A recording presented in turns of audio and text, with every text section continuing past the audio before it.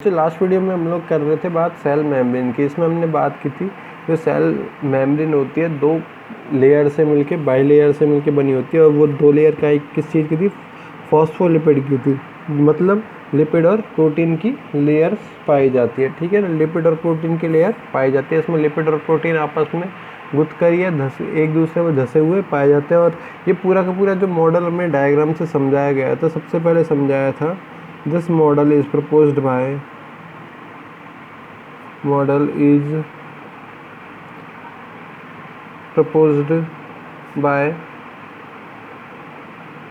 Singer and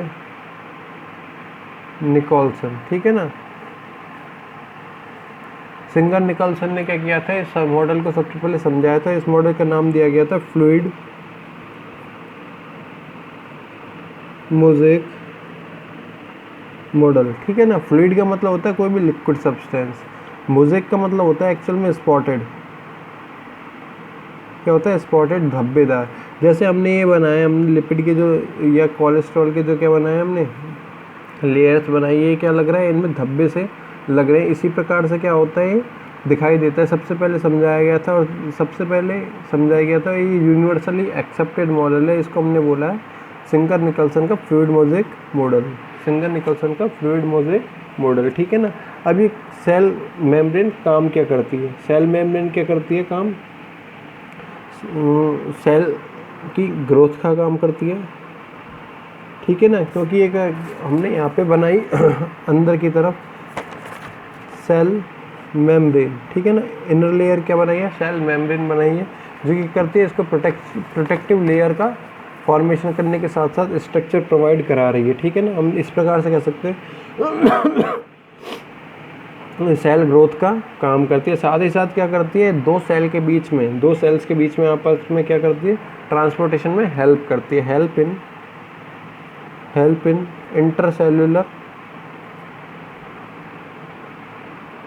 intercellular transportation, ठीक है ना। मतलब मिनरल्स का और वाटर का एक सेल से दूसरी सेल में ले जाने में क्या करती है, हेल्प करती है। इंटर का मतलब होता है हमेशा दो के बीच में, इंटर का मतलब होता है हमेशा दो के बीच में, ठीक है ना। और साथ ही हेल्प करती है किसमें, सेल डिवीज़न में। मतलब एक सेल से दो सेल के बनने में क्या करती है, हेल्प करती है, एक्सेट्रा। तो हो जाते हैं क्या इसके फंक्शंस, ठीक है ना। सेल मेम्ब्रेन के क्या हो जाते हैं, फंक्शंस हो जाते हैं, ठीक है ना। साथ ही साथ क्या करती है, ऑस्मोसिस के प्रोसेस को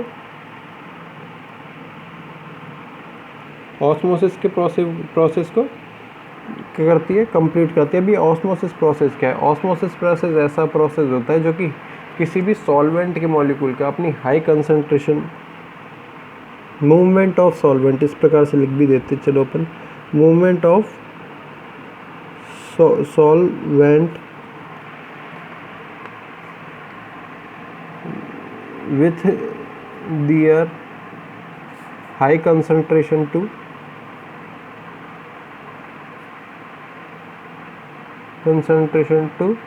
low concentration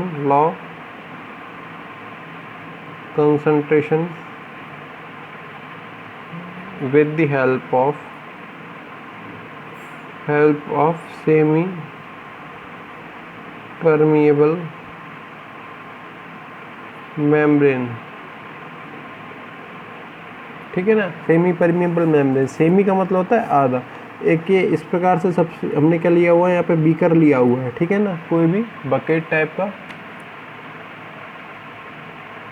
इस प्रकार से हमने यहाँ के लिया हुआ है, एक बीकर लिया हुआ है, ठीक है ना। इसमें कुछ बीच में क्या लगा दिया हमने, बैरियर के रूप में लगा दिया। बैरियर क्या है, ये सेमी परमिएबल मेम्ब्रेन, जो कि क्या है, सॉल्वेंट के मॉलिक्यूल को तो एक भाग से दूसरे भाग में क्या करती है, जाने देती है। अब इस भाग में ए पार्ट और ये बी पार्ट, ठीक है ना। ए पार्ट में हमने क्या मिला दिया, कुछ सॉल्यूशन मिला दिया। मान लो KMnO4 का सॉल्यूशन मिला दिया, जो कि ब्लू कलर का होता है, ठीक है ना, जो कि क्या होता है, ब्लू कलर का होता है। अब इसमें अब इस लेयर में, इस पार्ट में क्या हो जाएगा, ठीक है ना, कंसंट्रेशन क्या हो जाएगा, हमेशा ज़्यादा हो जाएगा, हाई कंसंट्रेशन हो जाएगी। तो हाई कंसंट्रेशन से हमने क्या किया कि हाई कंसंट्रेशन से लो कंसंट्रेशन की ओर क्या करेगा, मूव करेगा, जहाँ से क्या करेगा, वाटर के जो मॉलिक्यूल्स है ये जो बी पोर्शन की ओर क्या करेंगे, मूवमेंट शो करेंगे। इसी को हम लोग क्या बोलते हैं, ऑस्मोसिस प्रोसेस बोलते हैं। ये ऑस्मोसिस प्रोसेस सेल में होता है और सेल में क्या काम करता है, ये जो हमने लिखा है यहाँ इंटरसेलुलर ट्रांसपोर्टेशन। इंटरसेलुलर ट्रांसपोर्टेशन में क्या करते हैं, हेल्प करता है। अभी क्या होती है, दो प्रकार की होती है जो ट्रांसपोर्टेशन होता है। इंटरसेलुलर ट्रांसपोर्टेशन कितने टाइप का होता है, दो टाइप का होता है। फर्स्ट होता है passive transportation. Passive transportation, passive transportation ये कहता है, पैसिव का एक्चुअल मतलब होता है निष्क्रिय, जिसमें किसी प्रकार की no energy consumption, no energy consume, इसमें किसी प्रकार की प्लांट के जरिए क्या होती है, एनर्जी रिलीज नहीं की जाती है। और सेकंड आता है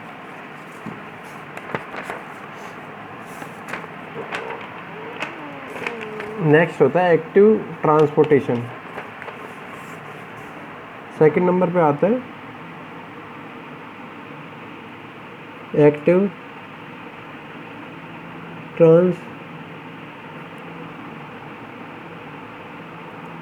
ट्रांसपोर्टेशन, ठीक है ना। एक्टिव ट्रांसपोर्टेशन हमेशा ये कहता है, एक्टिव ट्रांसपोर्टेशन हमेशा ये कहता है कि इसमें क्या होता है, एनर्जी का कंजप्शन, एनर्जी कंज्यूम्ड, ठीक है ना। एनर्जी क्या होती है, हमेशा इस ट्रांसपोर्टेशन में लगती है। मतलब एक सेल से जब भी, ये एक सेल है, इसके साइड में क्या होगी, दूसरी सेल पाई जाएगी। यहाँ पे मान लो सेल मेम्ब्रेन मिल रही है दोनों की, तो इस सेल से, इस ए सेल से इस बी सेल में यदि पानी, वाटर जा रहा है, मिनरल्स जा रहे हैं, ठीक है ना, और इसमें एनर्जी का कंजप्शन नहीं हो रहा, तो इस प्रकार के ट्रांसपोर्टेशन को हम लोग बोलेंगे पैसिव ट्रांसपोर्टेशन, ठीक है ना। इसमें हम लोग लिख दिया नो एनर्जी कंजप्शन, ठीक है ना।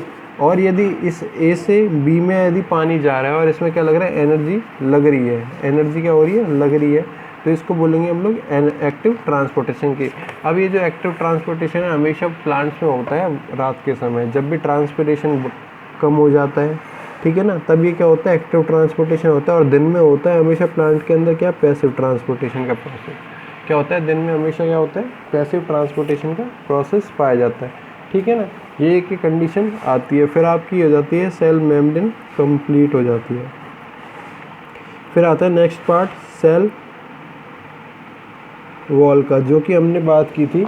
सेल वॉल क्या है कि ये प्लांट में तो पाई जाए लेकिन एनिमल में एब्सेंट होगी, लेकिन एनिमल में क्या होगी, एनिमल सेल में क्या होगी, हमेशा एब्सेंट पाई जाएगी, ठीक है ना।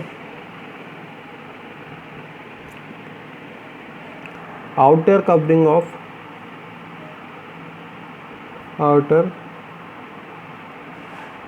कवरिंग, अब यूकैरियोट की हम लोग बात कर रहे हैं, ठीक है ना। पहले हमने प्रोकैरियोट की बात की थी। Outer covering of cell membrane, cell membrane के जो बाहर की तरफ जो लेयर पाई जाती है, कवरिंग पाई जाती है, इस कवरिंग को हम लोग बोलते हैं क्या, क्या बोलते हैं हम लोग, सेल वॉल बोलते हैं, ठीक है ना, सेल वॉल बोलते हैं, ठीक है ना। It is present in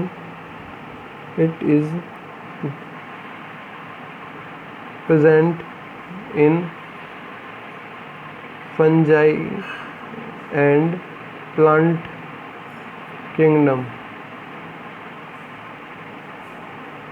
but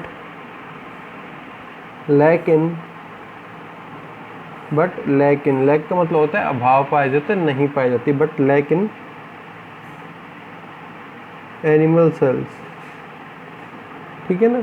animal cells में क्या होती है, नहीं पाई जाती, एनिमल सेल्स में क्या होती है, नहीं पाई जाती। अब इसका काम क्या था, इसके जो फंक्शन की यदि बात की जाए, फंक्शन क्या था इसका, सेल शेप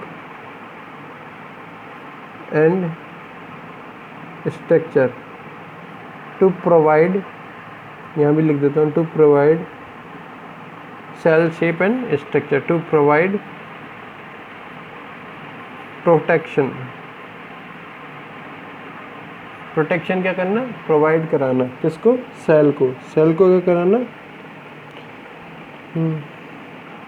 प्रोटेक्शन कराना। अब इसकी बात की जाए बनी किससे हो, जैसे कि हमने बात की थी सेल मेम्ब्रेन की बात की, तो सेल मेम्ब्रेन किससे मिलके बनी हुई होती है, फास्फोलिपिड से, प्रोटीन और लिपिड से मिलके बनी हुई होती है, ठीक है ना। अब एल्गी में जो सेल पाई जाती है हैव सेल वॉल, ठीक है ना,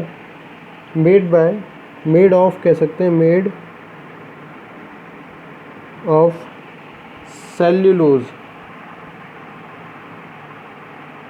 किससे मिलके बनी होती है, सेल्यूलोज से मिलके बनी होती है, ठीक है ना।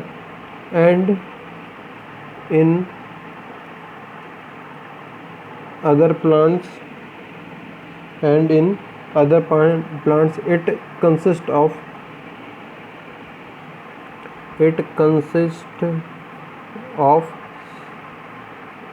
Cellulose and pectin.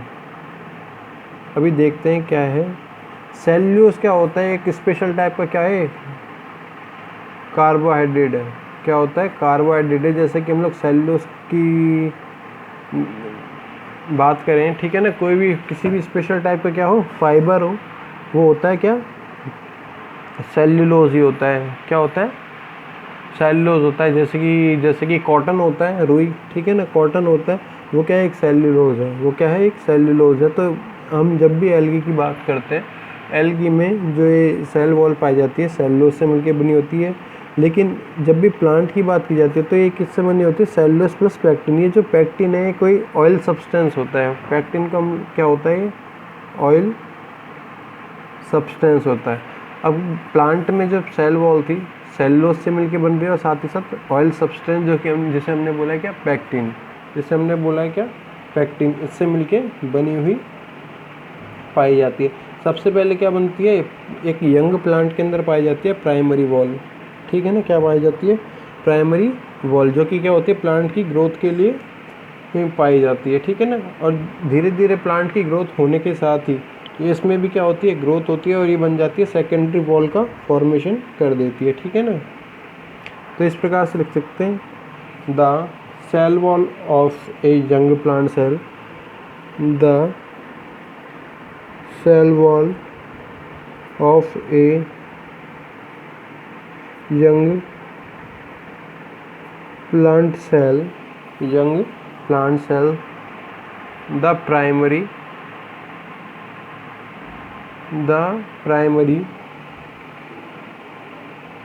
cell wall is capable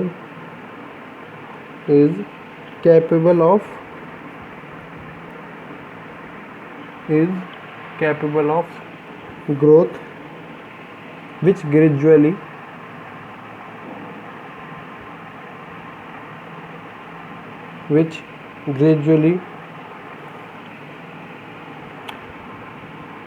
divided